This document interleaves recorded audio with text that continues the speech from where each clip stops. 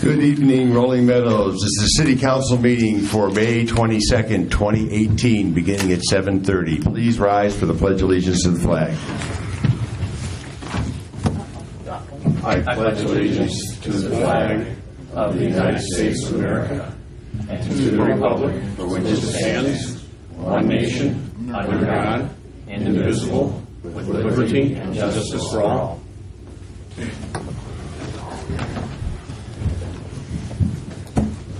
You went down this weekend? Yeah. Good. Cigar. I'll stop by. Okay. Thank you. Hey, Fred. Yeah. Will the clerk please call the roll? Slowly. Shannon? Budmats? Present. Majikis? Here. Gallo? Here. Banger? Here. Diastis? Here. Beanboss? Present. 7 present, none absent. We do have a quorum. The first order of business is to approve the minutes from the May 8th, 2018 council meeting. Is there a motion to approve those minutes? Mr. Budmats has made that. It has been seconded. Are there any corrections, additions, or deletions? Seeing none, the question is, shall the minutes be approved? All those in favor say aye. Aye. Opposed, nay. I do need a motion to deviate for the recognition by the National Weather Service as a storm-ready community. Do I have such a motion? Mr. Majikis has made that. It has been seconded. All in favor? Aye. Opposed? We are now deviated. Chief, I believe you're up. I'm going to start right here, then we'll... Okay, they got the portal one, too. So, excuse me, Mr. Mayor and City Council. So the City of Rolling Meadows is now the 79th storm-ready community in Illinois.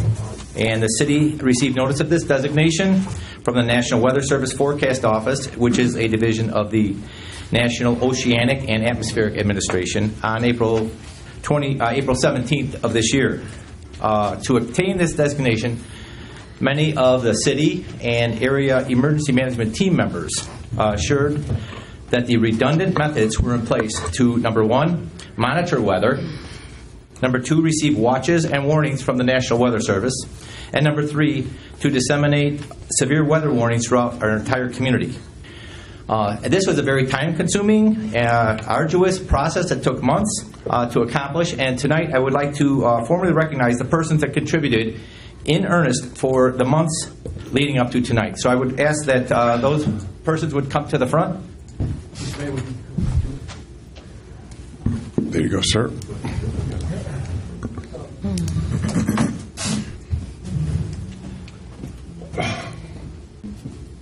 So we're going to put the mayor in the center. Thank you. So first of all, we have Mr. Don Wenzel from Public Works. Don? We have from our 911 Northwest Central Dispatch Center our Emergency Joint Management Coordinator, Mick Fleming. From our Fire Department, Lieutenant Ben Dwyer. And from our City Manager's Office, who isn't here tonight, Deb Osterlade. And City IT Management Director, Justin Chapetta, who is on the other side of the glass over there, filming everything tonight for us. And from the National Weather Service, we have Senior Forecaster Mark Ratzner, and I asked Mark to come forward and present the designation to the mayor. Mayor, thanks for having me. Thank you. On behalf of the National Weather Service Chicago Forecast Office, I'd like to present you and the City of Rolling Meadows with this recognition of your achievement of becoming a storm-ready community. It's for enhancing public safety and promoting the principles and guidelines of the Storm Ready program in your community's severe weather and awareness plans. So I congratulate you on your efforts, and I'd like to present you with this certificate. And thank you. Thank you very much. You're welcome. I also have this beautiful color sign. You guys hold that up. And You do the heavy lifting over here. This is it. So. and that can be displayed, obviously, in your City Hall or EOC or wherever you see fit. Okay. All right. Smile. All right. Thanks so much. Thank you. Well, thank you all.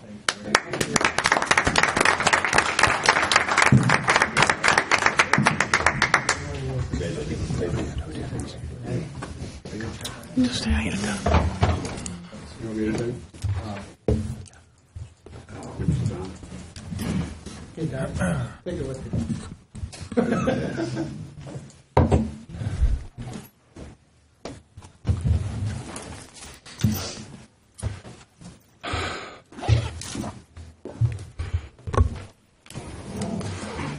you're going to promise us good weather for the weekend, for the car show and everything else, right? We'll try our best. All right, thank you. This brings us to the mayor's report.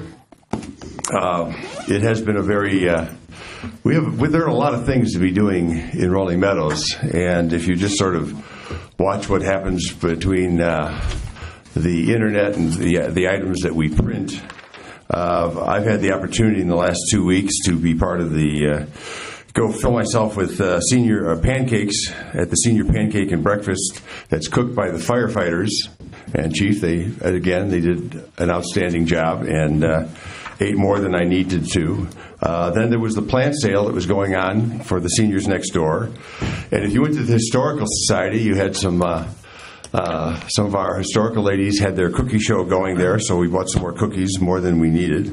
I did discover that our chief is very good, our police chief is very good at cooking hamburgers, because I had the opportunity to attend family days at East Park Apartments where the chief showed me how to cook 300 hamburgers for folks on a Saturday morning, so it was quite amazing. We've also been to a couple of ribbon cuttings the last couple of days. We had Jersey Mike's, which just opened up on Gulf Road. Quite amazing. I'm going to recommend the Philly sandwich forever because it was more than I could take. Yes, and we just came from a ribbon cutting for North Star, which is a heating and air conditioning company that just opened up on Lincoln Avenue. And Friday morning, if you were around 6:30, I was at the I forget who was on the roof, but it was Cop on the Roof, and I'm told that you raised money for Special Olympics, and Chief was an extra, I think, $800 or $900 more than what you had last year. It was $5,100. $5,100 was $1,100 more than we had last year. So there were an opportunity to do a lot of things, and as I kidded with the weatherman, Friday the car show begins again at Meadows Christian Fellowship, and our city market and the parade are off and running. So it's summertime in Meadows, and please come out and enjoy it. Are there ward reports? Seeing none, this now brings us to the point of the meeting where the council is now open to members of the audience for 20 minutes to address the city council on matters that are not on the agenda or regarding other issues. We ask that persons wishing to address the city council keep their comments to 5 minutes in length. Comments must be addressed to the council as a whole through the mayor, and profanity may not be used in any form. We have one signatory. Dale, you're on a first name basis up here, Dale. Okay, that's good. I just want you to know this. Hi, I'm here this evening to talk about the fire stations. It was in the newspaper this week. Relocation of Rolling Meadows fire stations up to $13 million. Now, it's like we always said, it started out at $9 or $10 million. We're up to $13 million now, and we haven't even put a shovel in the ground yet. Where is it going to stop? We don't know. All the city wants to do is issue more bonds, which in turn is going to raise the taxes on the residents. We've already been stuck with a gas tax a tax on our natural gas. And then they even predict that we're going to have another tax increase again this year. So I don't know where the city thinks the residents can just keep on dishing money out of their pocket every year, more and more and more. It's not only the city, it's the county and everybody else. But we've got the one station over on Algonquin Road. And maybe we ought to just go through with that one station, spend whatever we need to on that one, and renovate the one on Meadow Lane. We always talked about maybe having 3 of them. Our last fire chief said that he could staff it with the existing staff that he has. and maybe have the one on Meadow Road or on Meadow Lane,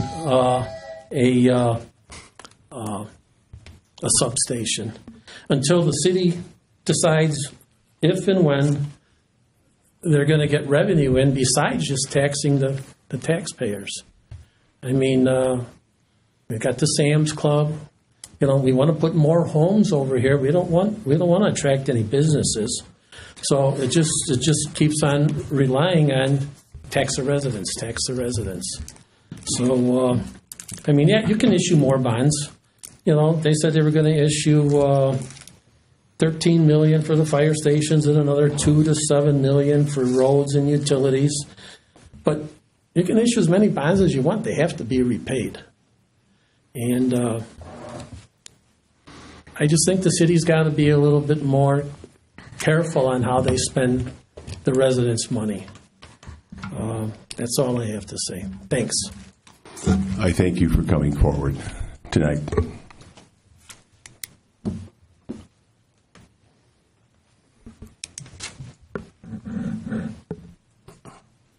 There we go. That brings us to ordinances in for the second reading. Ordinance A is to approve a signage request for Fuller Car Wash. This ordinance would, if adopted, would approve a sign appeal to permit 2 wall signs at 74 square feet each at Fuller Car Wash. At its meeting held on Tuesday, April 3rd, the Planning and Zoning Commission voted 7-1 with one absent to recommend approval of the increase of the wall signs. Is there a motion to adopt this ordinance? So moved, Mr. Mayor. Mr. Diastis has made that. It has been seconded. Is there any discussion? Seeing none, the clerk will please call the roll. Budmats? Yes. Majikis? Yes. Gallo? Yes. Baner? Yes. Diastis? Yes. Veenbos? Yes. Cannon? Yes. 7 in favor, none opposed. This ordinance is adopted. This brings us to Ordinance B, to approve the electronic sign for Fuller Car Wash. This ordinance, if adopted, would approve a sign appeal to permit one 10-square-foot LED electronic message board sign to be located on the freestanding sign at Fuller Car Wash. The Commission voted 2-6 with one absent to recommend no approval for the freestanding sign to include the requested electronic message board sign. Commissioners expressed concern regarding safety and driver distraction when making this recommendation. It was also noted that community development was against the recommendations, had a no recommendation. Public Works Department had a no recommendation, and the Police Department also had concerns. Is there a motion to adopt this ordinance? So moved, Mr. Mayor. Mr. Diastis has made the motion, and it has been seconded. Is there discussion? Mr. Budnetz. I did have to go past another Fuller's Car Wash where they have a sign that's similar in nature, but the electronic is fixed. It's not flashing, and it doesn't have colors. So I would recommend that we follow the staff's recommendation and vote this particular portion of their request down. Thank you. Any other discussion? Mr. Diastis. I read through everything, and I guess my question is, do we have, so that I can make a more educated decision, is there any kind of facts or figures that say having a moving sign there would cause distractions or be dangerous? I know that the stadium has some kind of a moving sign, and I'm imagining that's what they're asking for, something like that. So if it's similar, has there been significant increase of accidents out on Algonquin in front of the stadium? I just don't know enough to make a real good decision on this. So do I see you looking at each other. Mr. Vogt? I saw Barry and Fred each looking at each other. So, okay, go ahead, Fred.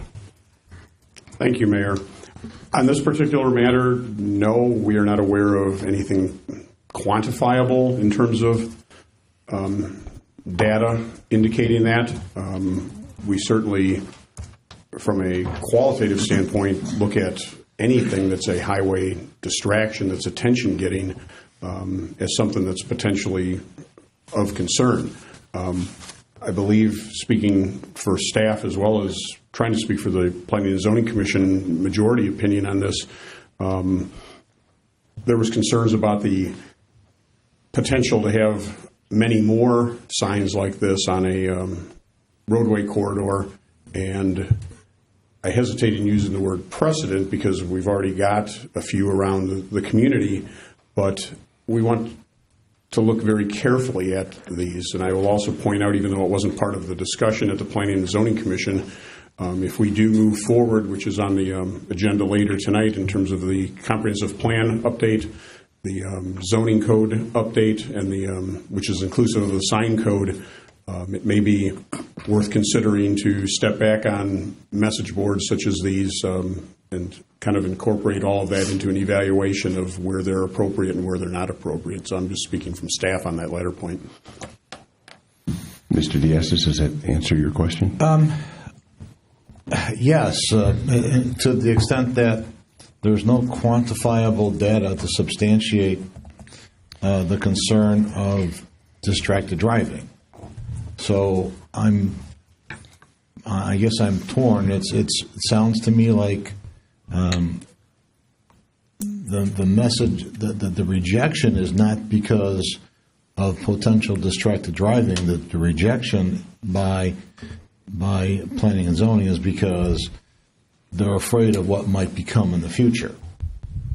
I feel it's both based on what the Planning and Zoning Commission discussion was. But there is nothing quantifiable about it. Not that we were able to present, and not anything that staff has taken the time to look at. So we're going to tell the petitioner, no, you can't do this, but we don't have concrete evidence to say why they can't do it other than we don't want it there. I mean, and if that's the case, then we need to say that's the case. We don't want it there, and not because it could cause an accident. Yes. Mr. Veenbaas. Yeah, Mr. Mayor, Mr. Vogt, do we have any other signs in the city like this, other than the sign we have out front of the City Hall right now that's colored? The ones I'm aware of, as mentioned by Alderman Diastis, the stadium has a message board. The Harris BMO Bank had a community events sign. I don't often see it used. Okay. The Marathon gas station has a very small one on Algonquin Road by Tollview. I'm not aware of any others, but that come to mind, just those. Okay, let me test your memory then. So the signs that we do have that are similar to it, did we have the same issue come up through planning and zoning like this one? I mean, was it called a distraction too, or how did they get their signs? Or do you remember? That was before my time with community development, Okay. so I do not have the ability to answer Okay, that. I'm just curious how they got their signs approved, and this one would not be. Just curious, or maybe it's because there's a highway road that has more population going across it, or maybe that's the reason. Anyway, thank you for answering my questions. Any further discussion? Yeah, can you explain? Oh, sorry, Mr. Diastis. Thank you. Can you explain how the vote goes on this one? In what regard? Well, if we vote yes, does it Then- pass? Or if you vote no? If you vote yes, we override the recommendation of the Planning Commission. If we vote no, it dies, and they have to come back with a new plan. So a yes upholds what the Planning Commission says, and a no does not. Mr. Other way. The other way. The other way around. If we say yes, we override the Planning Commission. If I could, the staff prepared the ordinance in the affirmative, so a vote yes is to approve, vote no is to Yes. not approve. Is that Yes, clear that now? answers my question. Thank you.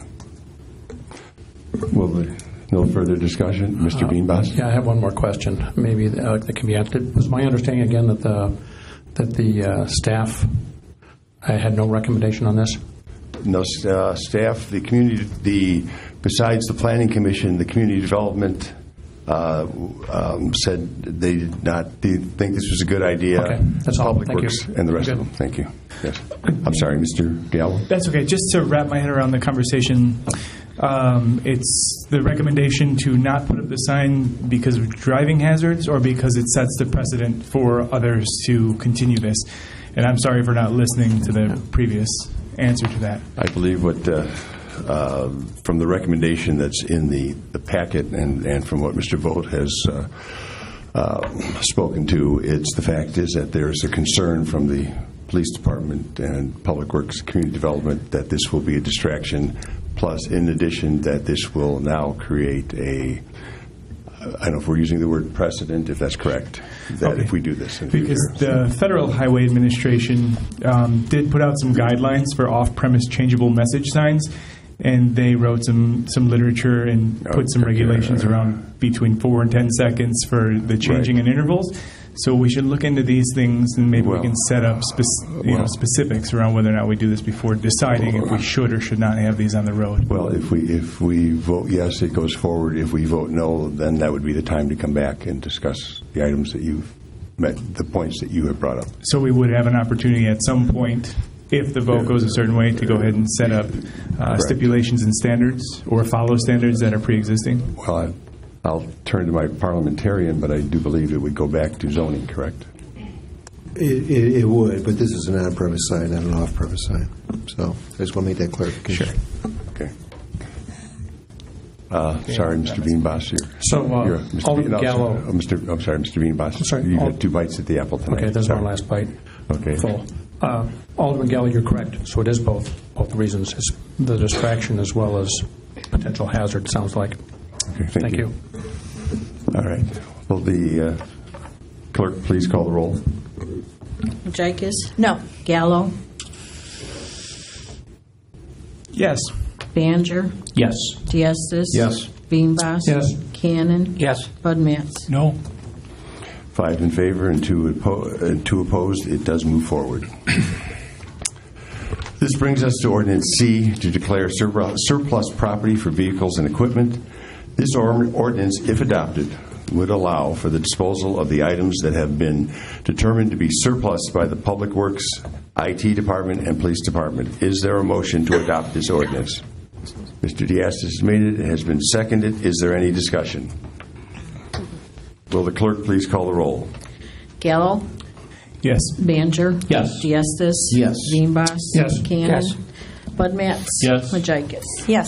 7 in favor, none opposed. That does move forward. This brings us to consent ordinances for the first reading. It consists of 2 items, D and E. Does any alderman wish to remove any of these items? D, please. Thank you, Mr. Diastis. Seeing that that has been pulled, we do not have a consent ordinance. We'll do them one at a time here. Ordinance D. It will amend the liquor code to create a G1 liquor license, postponed at the May 8th, 2018 council meeting. This ordinance, if adopted, would create a Class G1 liquor license for video gaming establishments. It should be noted that it was first and seconded and was tabled and has been rewritten since then. Mr. Diastis, you have first bite of the apple, as they say. Thank you. I'm sorry. Need a motion to approve it. I'm sorry. I thought we would forward that motion. Do I need a motion to approve it? So moved, Mayor. And a second? Now, Mr. Diastis, thank you. Thank you. So, to be clear, we've had some changes made, and my first question on the subject goes to our city attorney to verify the changes that we see in red. Is that part of the new ordinance, or do we need to make do I need to make an amendment to accept the various items that are listed in red here? We need to make an amendment to accept the items listed in red. Okay. So with that being said, then I've got I've got 2 amendments, and would you prefer we take them one at a time? I or- would think one at a time, yes. Okay, so We're good, my 'cause first we're- amendment, Okay. that would require, again, some assistance from our city attorney. It says that the wording on the windows or doors of the establishment mentioning video gaming, which exceeds 10% of the existing signage. Mr. McCall, could you explain that to us so that we all understand exactly what we're voting on for that? The vote for that would be whatever, if you have an existing establishment that wants to undertake video gaming, whatever their signage currently is, 10% of that signage could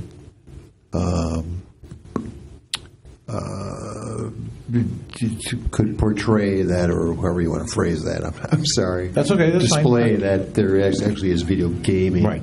So, That is a typical frontage would be. Do we have any idea how much a typical frontage would be? So, should we just, if we just said it was, I don't know, it's 200 square feet, sound about right? I'm not sure. I don't know if you can put a figure on it because it'll depend on the size of the establishment. Right. Say, Well, for instance, taking the stadium, which has A lot more about square all place footage. versus something that would be smaller. Right. So, but just to use a number, let's say we can use 200 or we can use 500. The number really is kind of immaterial here. But so 200 square foot, and existing signage ordinance says you could have 20% of that for a sign? It's I don't recall off the top of my head. I think it's 20% of the total square footage of the frontage, not to exceed 200 square feet. Okay, well, that's fine. So if it was a 200 square foot frontage and it was 20% of that, the allowable signage would be 40 square feet. And this is saying you could have 10% of that. So the sign for the G1 would be 4 square feet. 200 times 20 times 10%. Well, but 200 square feet would be like a 10 by 20 foot frontage. If that were the case, then I'm presuming your math is correct. Okay. But All if right. Let me just figure one other thing out.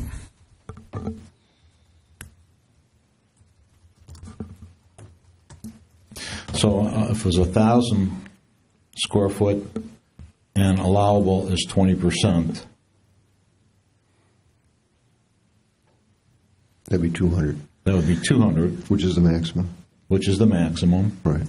And then you could do 10% of that, or you could have a sign that would be 20 square feet. 10% of the 200. 20 square feet of which would display that the Right. establishment has video gaming. Okay. Correct.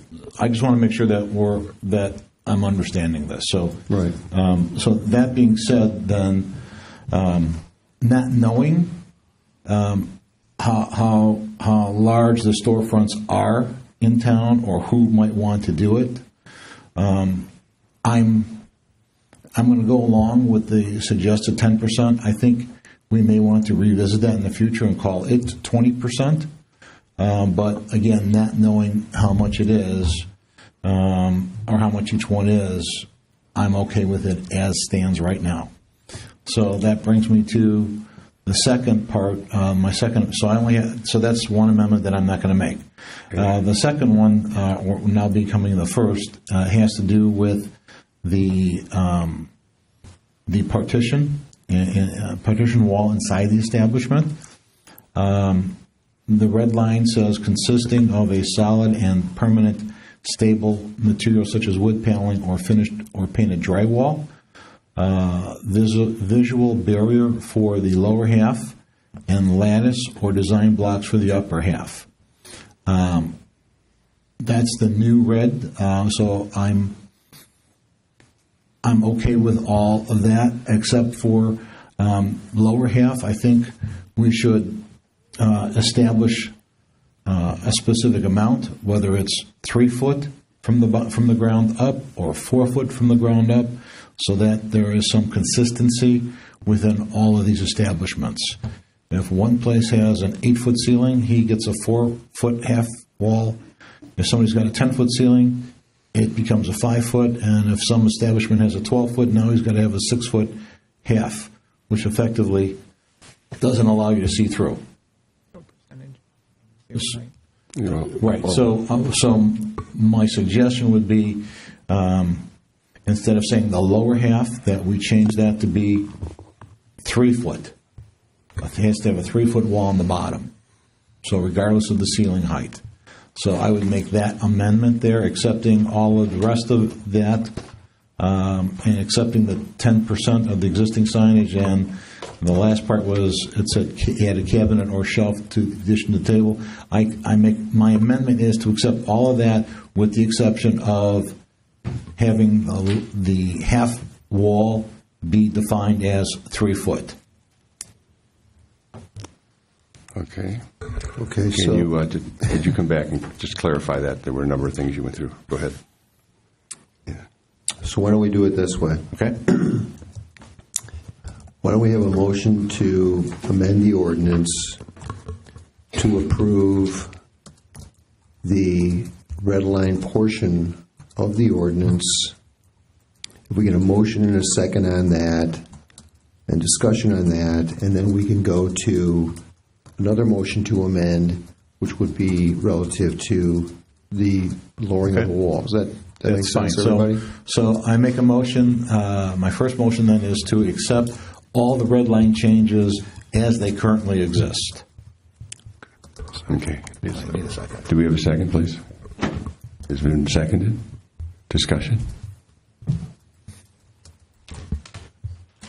Will the clerk please call the roll on that amendment? Baner. No. Diestis. Yes. Veenbos. No. Cannon. Yes. Bud Matts. Yes. Majikis. Yes. Gallo. No. 4 in favor, 3 opposed. It does pass. Now, Mr. Diastis, your So second. on the amendment we just made, I would make an amendment that we strike the word lower half and replace it with 3 foot. Okay. Do we have a second to that? There's a second. Yes, Mr. Gallo. We have a second. Is there discussion? Yes. Yes. I'm just using a 3 foot as an arbitrary number. If council would like to make it 4 foot, I'm okay with that as well. I just don't think we should say lower half because the height could change significantly. Thank you. Mr. Gallo? If you were to incorporate the term knee wall, the typical knee wall is between 36 and 42 inches. And I think that would be sufficient then to describe the height. I'm fine with that. Any further discussion? Mr. Could we seek some guidance from the building department? Not just building department, or are we? Our engineer. Community development. Community development, sorry. Development. May I ask in what regard? Do you have a recommended height for structural integrity that if we were going to build a lattice wall on top of a wall, the minimum height it should be? I don't know the answer to that. I would have to consult with our inspectors to see what's required. Yes. Okay. So, any further, Ms. Majikis? Could Alderman Gallo just repeat the knee wall height? Sure. 36 to 42 inches are the standard knee wall heights, Okay, thank you. the range. Mr. Maybe an easy compromise would be to go along with what Mr. Diastis is talking about, is just say the wall has to be half of the height of between the ceiling and the floor. That way to cover each one. Yeah, but that's what I'm sorry. Okay, I'm sorry. Just that's Just one thought. thought. Yeah, it's no big deal. It's discussion, so it's up to Mr. Diastis' motion. He can use what he originally had, or he mentioned that he liked what Mr. Gallo brought forward. So it's your amendment. I would, I mean, the recommendation for Mr. Gallo would give flexibility to businesses when they Right. come in. So I think I would, Mr. Gallo's idea. I would amend my motion to call it a knee wall with a range of 36 to 42 inches. This way, it can never be, if it's a 12-foot ceiling, it's not going to be so tall that you can't see through it. So, any further discussion? We need a second on the amended motion. Okay. Do we have- Assistant Gallo. Yes, you seconded. Okay, any further discussion on the second amendment? Second amended amendment? Yes, Ms. So I have, okay, Good. how, so the owner of the establishment then can determine it be the 32 inches, 36 36 inches? to 42 as inches, opposed, yeah. or is it going to be based on the ceiling height? How I'm hearing it tonight, it would be they would be making that decision. And what I would also say is that this is first reading, so before the second reading in June, we will be back with some information that has been asked here, so we can actually get back to the 36 or the 42 or half or some of those other pieces, so we can give you more for that second reading. Okay, because I don't like it then that it's not a set number that the establishment can then say, well, the minimum is 36, so I'm going to do the 36, even though 42 would be better. So I think it's better to set. I would be fine with a 4-foot. So, okay.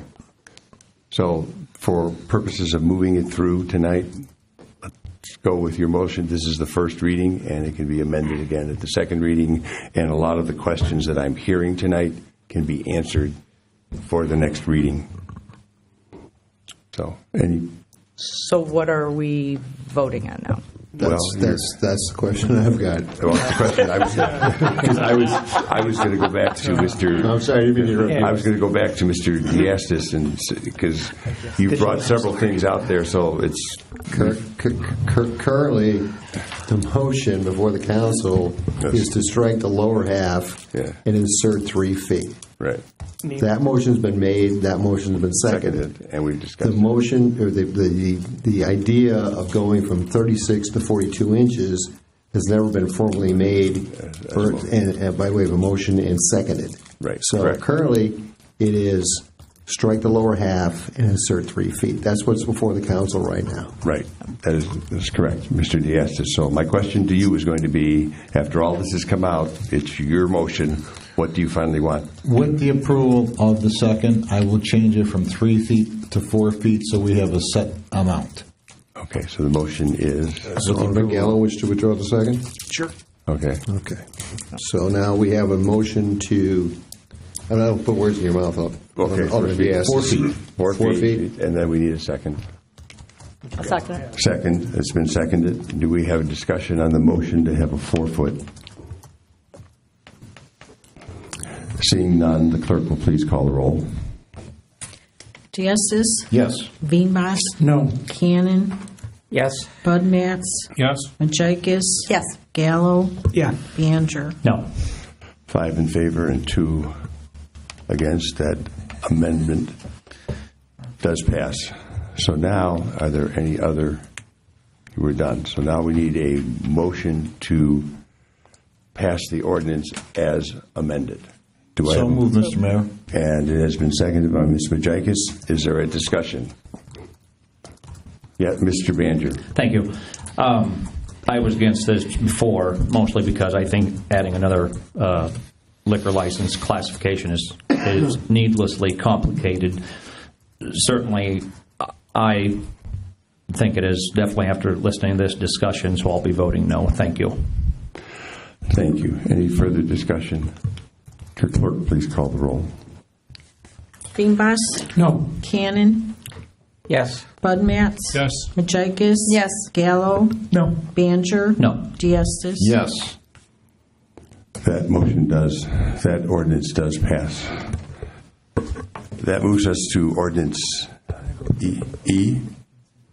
This ordinance established qualifications-based selection process, IDOT federal and state-funded project policy and procedure.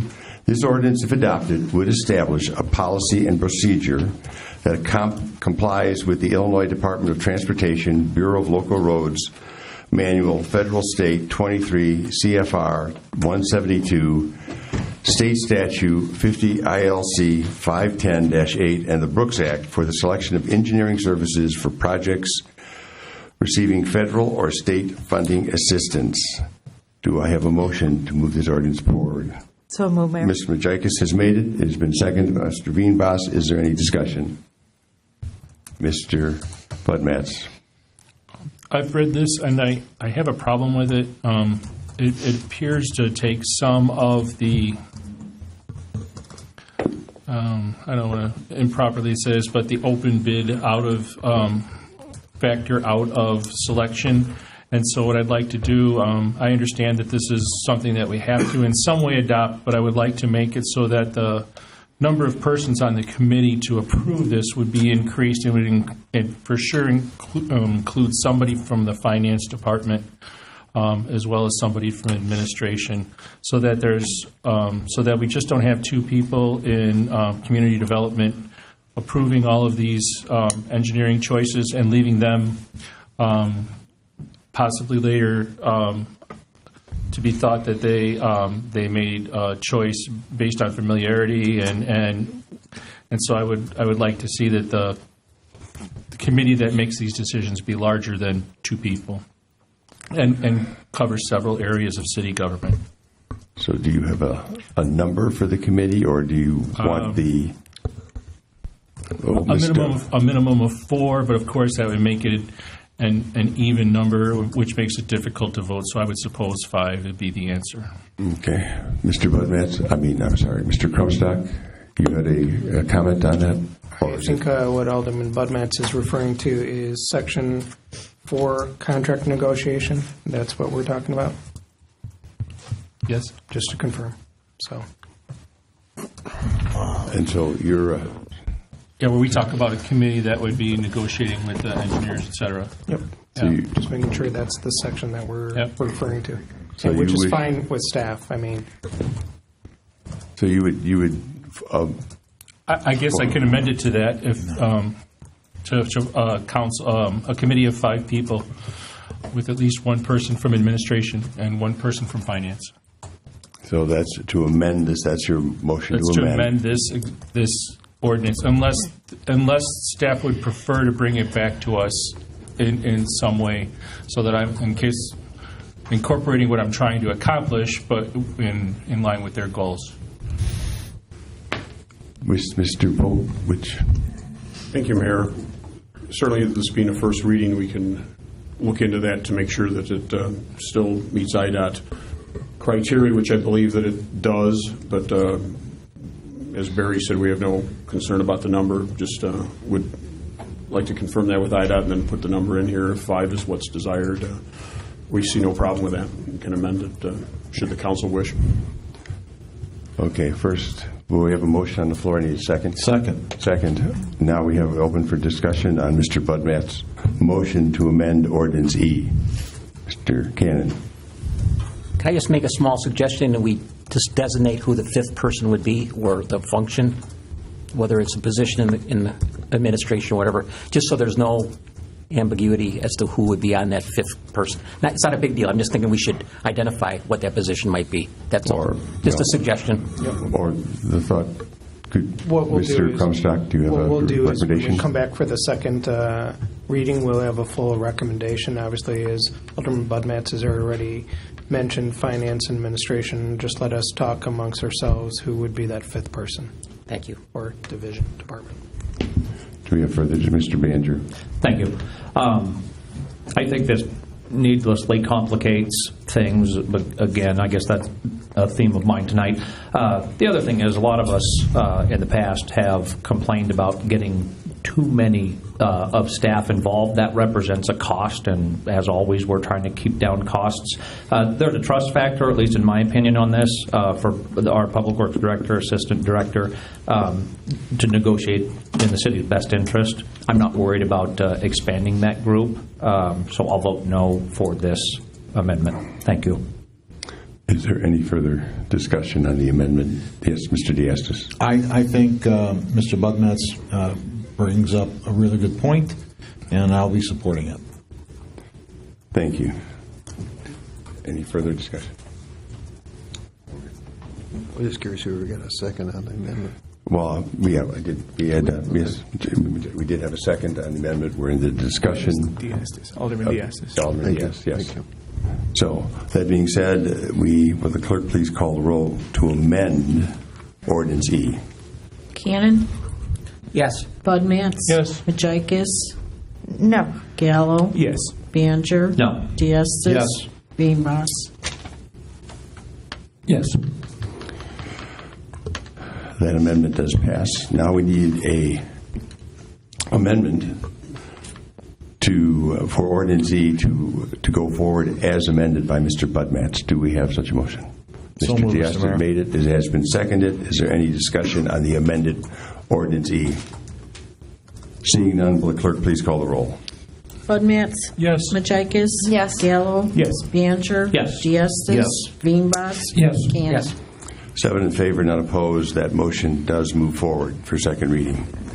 The next item of business is to a motion to approve the warrant from May 22nd, 2018, as presented by the Finance Committee. Is there a motion to approve that warrant?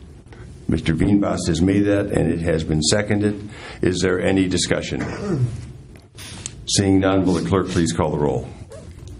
Majikis? Yes. Gallo? Yes. Baner? Yes. Diastis? Yes. Veenbos? Yes. Cannon? Budmats? Yes. 7 in favor and none opposed. Great deal of enthusiasm there, Mr. Cannon. Yes. I'll try to yell a little louder next time. The next item on the agenda is the consent resolutions. It consists of 5 items, G through K. The mayor is going to pull G. That leaves us H through K. Does anyone wish something pulled? Yes. H. H. Please. Anything else? That leaves us I, J, and K. The chair declares in one order for all 3 resolutions in one motion without debate. Is there such a motion? Mr. Veenbos has made it. It has been seconded. The question is, Resolution I, number 18-R-52, award a contract for engineering Arbor Drive water main replacement. This resolution, if adopted, would award a contract in the amount not to exceed $38,081.58 for the professional design engineering services needed to replace approximately 1,200 linear feet of water main along and under Arbor Drive. This project is the first of 4-phase plan identified in the 5-year capital improvement plan. Resolution J, number 18-R-53, approve the mutual aid agreement with NIPUS. This resolution, if adopted, would approve a mutual aid agreement for continued participation with NIPUS. K, resolution number 18-R-54 is to award a contract for the repair of storm sewer at California and Dawngate. This resolution, if adopted, would award a contract for the construction services to make necessary repairs to an 18-inch diameter storm sewer that has failed. The repair requires replacement of the flared end section and the replacement of several gabion baskets with rip-wrap stone for stabilization. Will the clerk please call the roll? Gallo? Yes. Baner? Yes. Diastis? Yes. Veenbos? Yes. Cannon? Yes. Budmats? Yes. Majikis? Yes. 7 in favor, none opposed. That does move forward. That brings us to Resolution G, number 18-R-50, to award a contract for a comprehensive plan.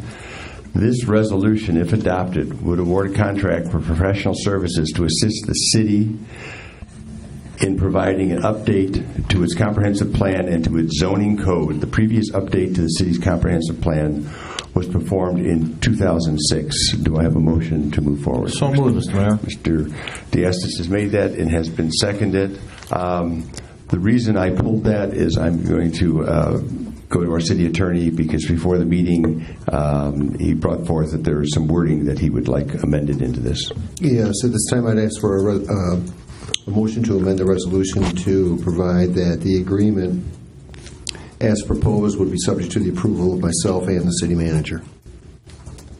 Do I have a motion to approve that? Mr. Banger has made it. Mr. Veenbos has seconded. Is there any discussion? Will the clerk please call the roll on the motion to amend resolution number 18-R-50? Baner. Yes. Diestis. Yes. Veenbos. Yes. Cannon. Yes. Bud Matts. Yes. Majikis. Yes. Gallo. Yes. 7 in favor, none opposed. That does pass. I need a motion to pass resolution number 18-R-50 as amended. Mr. Veenbos has made that motion. It has been seconded. Is there any discussion? Will the clerk please call the roll? Diestis. Yes. Veenbos. Yes. Cannon. Yes. Bud Matts. Yes. Majikis. Yes. Gallo. Yes. Baner. Yes. 7 in favor, none opposed. It does move forward. Resolution number 18-R-51 is to award a contract for an emergency generator at Public Works. This resolution, if adopted, would award a contract with Arc One Electric Incorporated to furnish and install emergency backup generator for the combined service facility Public Works North located at 3900 Burdick. Do I have a motion to move this forward? Mr. Banger has made it. It's been seconded by Mr. Diastis. Is there, Mr. Cannon, you pull this one, please. Thank you, Mr. Mayor. If you recall, when we talked about this originally, when we offered up the engineering contract on this, I expressed a lot of reservations. And seeing the number where it came in at, I just will not be able to support this. In light of the fact of all the issues we have going on in our city and all of the budget needs we have, to be spending $250,000 on a generator, I understand some of the reasons why we want to get it. It just seems like there's got to be a better way at a lot less expensive cost to do this. We spent a lot of money on engineering already, and I think it's been over-engineered. And lo and behold, they come back with the highest price out of the two. So I just don't know, with all the needs we have, why we would go forward with this. We've been able to do without it for 30 years. If they could come back with a bid for maybe a couple of circuits that need to be done, I don't understand why the entire building needs to be generator-proof. I know if we were out of service for a long time, it would be a nice benefit. But in light of all the needs we have going on in the city, I just think this is a really, really expensive option. So I will not be supporting this. I would ask for other people to turn it down also. Thank you. Thank you. Is there any further discussion? Mr. Banger. Thank you. I'm going to support this. My only question is, looks like we have two options. Is that correct?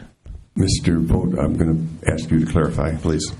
Yes, alternate one is for a partial power being provided to the building by the proposed generator. Option two is to provide full power to the building. And just to, if I may clarify, without the option two for full power, things such as the vehicle lifts, the HVAC, many of the overhead doors are not part of that base bid. So that is the primary reason, plus the difference in cost being what we think is value added to add those operations to the generator. So I hope that answers your question.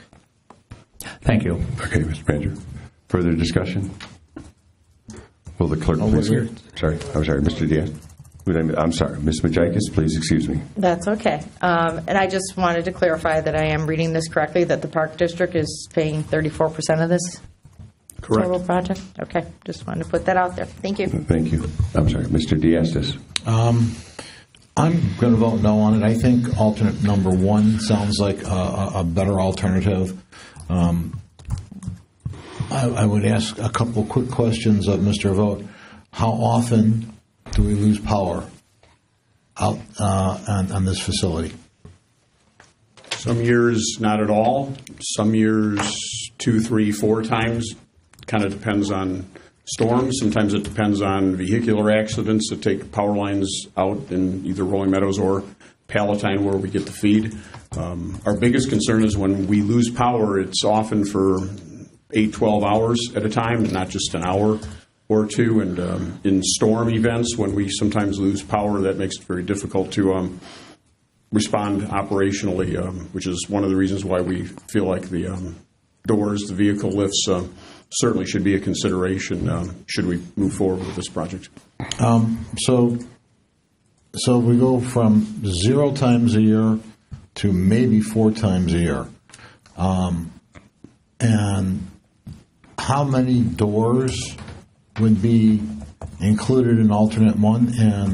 And when you say lifts, I'm imagining we're putting a vehicle up on a lift and somebody is working on it. In the case of a major storm, is somebody working on a lift, or are they actually out getting trees out of the street and doing other things? I just have a hard time seeing, are people working on vehicles when there's a storm going on? So those are questions. How many doors are hooked up to alternate one? There's over 20 overhead doors throughout the building. Looking at Don, we have a number of doors. Some of them are large, some of them are smaller for just one vehicle, but there's over 20 that would be operational this way. The vehicle lift operations, in all likelihood, that would be minimal during normal work days, but should we have equipment problems, emergency response, to be able to work and repair vehicles is something that we believe we should consider strongly. So, of the 20 doors, how many are going to be hooked up to the generator on the first alternative? I don't believe any of them are, based on the way the then I guess if that's the case, I'm going to have to vote no on this whole thing, because then it's not engineered correctly. Even in my home with a generator, I make sure my refrigerator and freezers are hooked up to the generator, because that's the most important thing. And if getting the doors open and closed is the most important thing, and you don't have it on the first alternative, I think we've engineered it wrong. So I will vote no for alternative 2. Thank you. Mr. Gallo, sir. Mr. Vogt, how many kilowatts are we looking to draw from these generators? Maybe I missed it in the literature. I don't know that we provided that in the material. Okay. Bid price for alternate 1 is a 250 kilowatt generator, and I don't see what alternate 2 is. It doesn't say in the report, but for alternate 1, it's a 250 watt. I guess 150 and 250? Okay, so 150 for the alternate 1, 250 kilowatts for the alternate 2. Okay, and with the alternative that covers the entire facility, that's sufficient load and capacity. Have you guys explored, has the Public Works explored looking at mobile generators to rent in times in which the power goes out and you need an industrial generator that's mobile? And what the rates might be for that?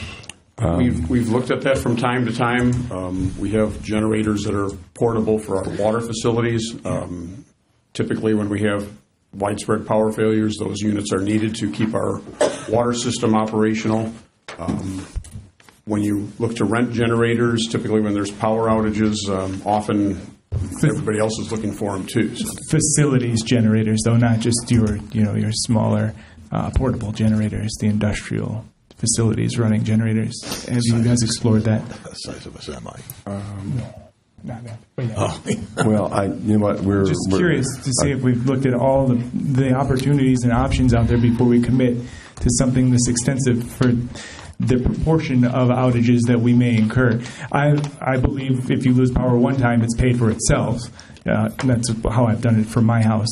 But at the same time, you want to make sure that we're doing this fiscally responsible and see what it would cost to use an industrial mobile generator potentially for the draw you need. I'm not prepared to address that specifically tonight, but if council so wishes to look at postponing this or asking for more information. My next suggestion was going to be, there seems to be a number of questions. Mr. Gallo, would we get a motion to postpone and second from council, and they could come back and answer all these questions, because there seems to be a great deal of questions on this matter. Yeah, rather than turn it down today, if that were to be the case, I'm happy to go ahead and make a motion to postpone.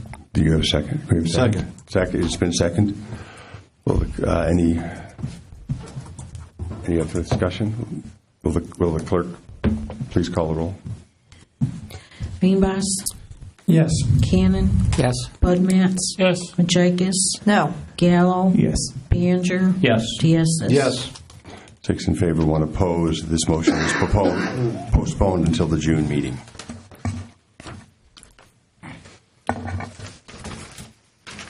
The mayor has no appointments, no proclamations. Does the clerk have a report? No, Mr. Mayor. This brings us to staff reports. Community items of interest. Mr. Crumstock. I'll try making this as quick as possible because I was expecting this to be done because I have another attorney in the other room. Obviously, what was mentioned before by the mayor, we do want to thank everybody who participated in the Friday, May 18th Cop on the Rooftop. And again, it did raise $5,100. And for people who were there about midday, it turned from Cop on the Rooftop to Chief on the Rooftop. And we do appreciate being on the roof. Reminder that the sprinkler ban began on May 15th to conserve water throughout the community. Lawn sprinkling is prohibited between noon and 6 p.m. Daily and on consecutive days. Obviously, what was mentioned by the mayor, we do have our event start, but one event that will happen on every Friday, starting this Friday, Meadows Cruise Nights are back, and we do thank Meadows Christian Fellowship, located at 2401 Kirchhoff Road, for bringing that. And again, it happens between 5 p.m. and 8 p.m. at their location, 2401 Kirchhoff Road. And this is a family event. It is open for all to attend. And then obviously, May 25th is the Veterans Dinner. If you are a veteran and you're planning and you have not called, please call immediately because we've already booked everything out there. But again, call City Hall at 847-394-8500. And then May 26th is our first market for the season, 10 a.m. to 2 p.m. at the new location that we've been mentioning at Community Church at 2720 Kirchhoff Road. May 26th, the Memorial Day Parade starts at 11 o'clock on Kirchhoff Road. It ends at the Carillon, and the ceremony starts at 11:30. And again, June 8th is the 4th annual block party on Kirchhoff Road. That's from 4:30 p.m. to 8:30 p.m. We hope that everybody attends. We do have a list of different events and music that's happening. And then Sunday, June 10th, is the annual Special Olympics Law Enforcement Torch Run. It will be conducted again on Gulf Road. For further information, please contact Police Chief Nowacki at 847-255-2416. And then June 11th, that Monday, is the flag retirement ceremony, and the Scouts of 168 will be starting at 7 p.m. at the Kimball Hill Park Fire Bowl, the pit that's out there. If you have a battered, tethered, ripped American flag, it's a great way of retiring it correctly, and if you can't make it to that Monday event, please drop it off here at City Hall, and we will make sure it is over there. And then Friday, June 15th, is the first scheduled Friday Rock and Roll in the Meadows, and this event takes place from 7 p.m. to 10 p.m. at Kimball Hill Park. June 15th to the 16th is the American Cancer Society Relay for Life for Palatine, Rolling Meadows, and Inverness. It's going to be conducted at Plum Grove Road Junior High. It's from 6 p.m. that Friday night, June 15th, and continues until the wee hours of 6 a.m. on June 16th. If you want additional information, please contact relayforlife.org.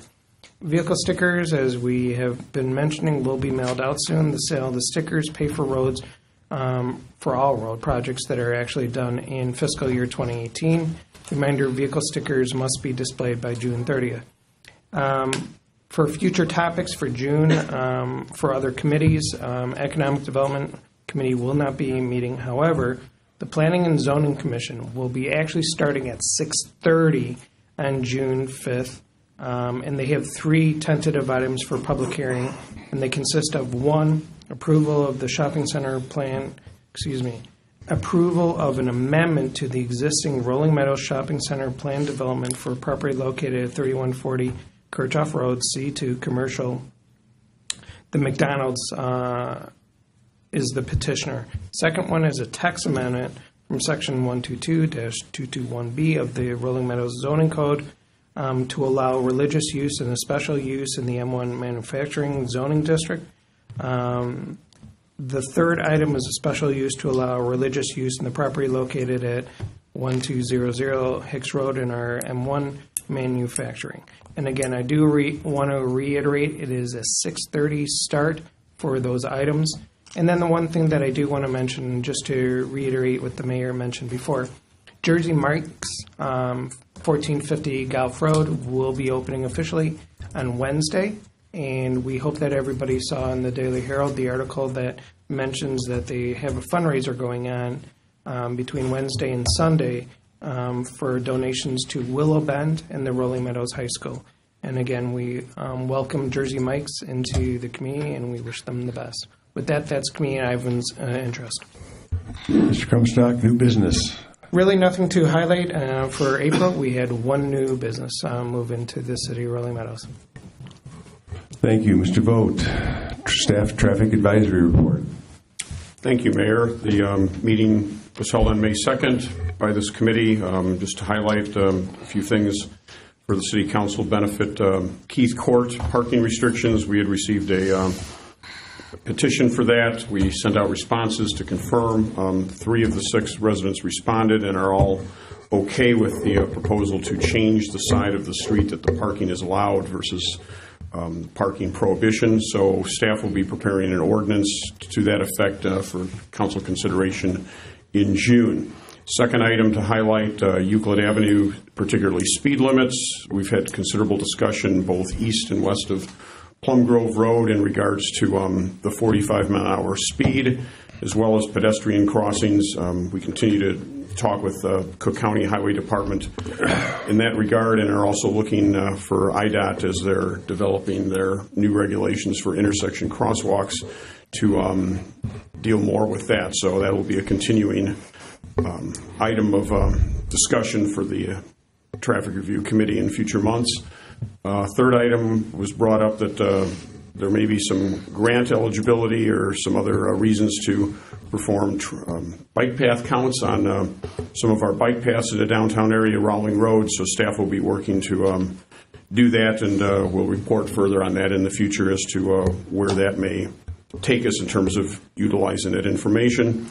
Lastly, another bike path project, just as an update, the Euclid Avenue bike path that's proposed from Rowling Road east to Salt Creek is scheduled for August 3rd letting by IDOT, and hopefully we will by September know who the contractor is and get that project moving, because there's a limit in terms of the federal funding being available for that. So it's on a tight timeline at this point to continue it forward. That's our report for this month. Thank you, Mr. Vogt. Are there matters not on the agenda this evening? Mr. Beanbass. Yes, sir. Mr. Mayor, there is one. There is one. Yes, sir. There is one. Mr. Mayor, City Council, 7th Ward citizens, tonight I'm resigning my position as 7th Ward Alderman effective this meeting. I will be relocating out of state with my family. It has been an honor and my privilege to serve my ward and the city of Rolling Meadows. I wish all of you very much success, and to reiterate, it has been my pleasure to serve the city of Rolling Meadows and my ward. Thank you. Thank you.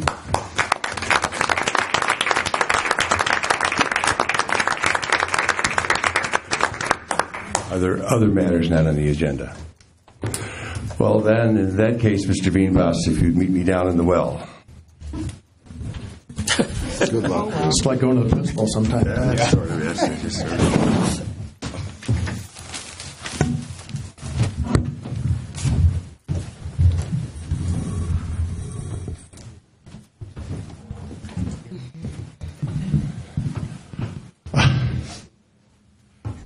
Okay. You know, I remember when you handed me this mic a year ago, and you said, it's very heavy. You were right. It is. It is very heavy. So, what a lot of people don't realize is Tim's here with his lovely bride and his 2 daughters, which I don't know if you'd like him to come up for a moment, or come on up. You've been part of the journey with them for, 20 years? More than you'll ever know, actually. Yes. Ann and Erica. Ann and Erica, how are you? We have met you before. And Amy, yes. It's been, how many years in Meadows? 21 years. Great years it has been. You have 2 lovely daughters, and I'm kind of partial because I have 3 daughters. So daughters are, like really cool because they always take care of dads, but you also tell dad what he does wrong. Not that you would ever do that. But what a lot of folks don't realize before Tim came to us is there were a number of years that you were part of the Creekside Association. So that's how you... 20 years. 20 years of the Creekside Association. So that's how his journey came to us in the city of Rolling Meadows, because he interacted, I believe, with Barry and previous city managers when they did, and Fred when they were doing traffic and doing roads that were happening there. So we thank you for all the time and energy. I know where you're moving. My daughter's only 10 minutes away from you, so that's kind of cool. So I know it's great, but we do have a tradition here. I'm not aware of it. There you go. So your family can help you open this one up.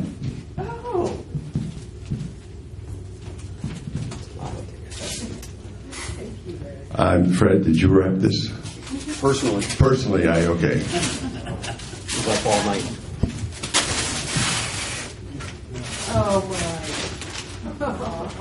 Nice. Just so you know, this is the guy, okay? So, girls, if you would hold this, I have something else for your dad. Because not only was he an alderman, but he was also the mayor. So, a little something that has to be, someone who is a mayor would appreciate this. So, go for it. Free. Yes. They were trying to keep it under budget, so they used Christmas wrap. Which is great.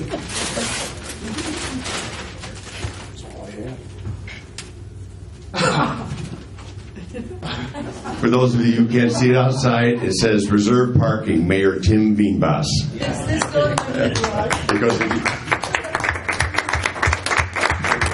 There is no reserved parking for the mayor of the city of Rolling Meadow, just so you know. That's in Palatine. Thank you. So when you get to your new home, girls, I just want you to know your dad will always have a parking space now. So again, thank you for your years of service to the city, and thank you all. It's been a pleasure, and I just want to tell you all the time and effort I put into this, whether it was interim mayor, alderman, all the people I've come across, I've gotten a lot more out of it than what I put into it. So thank you all for all your help. Thank you. All right. Well, thank you all so much. Very touching. Thank you.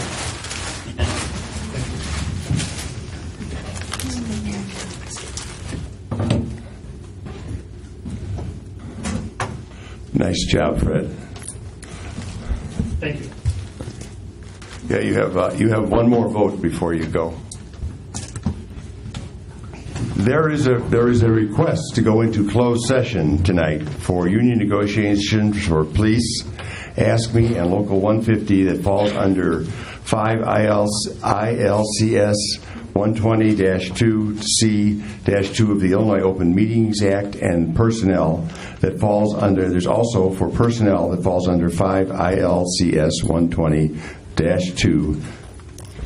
You know, Jim, it had to be an attorney that wrote these. I want you to know that. Of the Illinois Open Meetings Act. It does require a motion and a formal vote. Is there such a motion? Mr. Manager has made it. It has been seconded. Is there any discussion? Will the clerk please call the roll? Cannon? Yes. Bud Matts? Yes. Majikis? Yes. Gallo? Yes. Baner? Yes. Diastis? Yes. Beanbass? You know, I've always wanted to think about it, but yes, the answer is yes. 7 in favor, none opposed. The press, we will now enter into closed session. The press and the audience are advised that we do not anticipate taking any action upon returning to open session.